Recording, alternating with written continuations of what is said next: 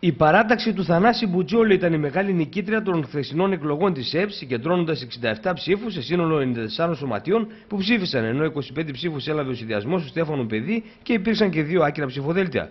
Πλέον τις επόμενες ημέρες οι νικητές θα εκλέξουν το νέο Διοικητικό Συμβούλιο της Ένωσης που θα φροντίσει για τις τύχες του τρικαλινού ποδοσφαίρου τα επόμενα 4 χρόνια. Να ευχαριστήσω τα σωματεία που με στήριξαν με την ψήφο τους.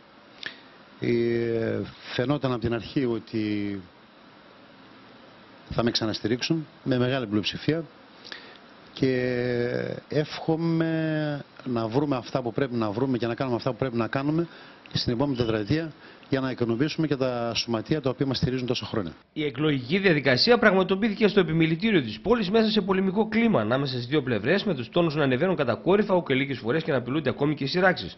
Παρ' όλα αυτά, οι σκηνές απείρου κάλους δεν αποφεύθηκαν και με την παρέμβαση των πιο ψύγραμμων ηρέμησαν κάπως τα πνεύματα.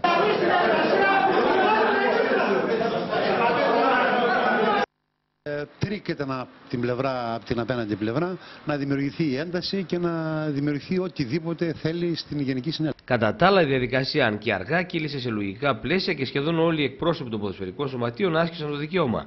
Για τον Ναό Τρίκαλα, ο κ. Γατζούλας εκπροσώπησε την ομάδα, ενώ ο αδερφός του Λάκης ψήφισε για τον λογαριασμό της Δήμητρας, ενώ εν συνεχεία η φορευτική καταμέτρησε τα ψηφοδέλτια και ανακοίνωσε τα αποτελέσματα των εκλογών.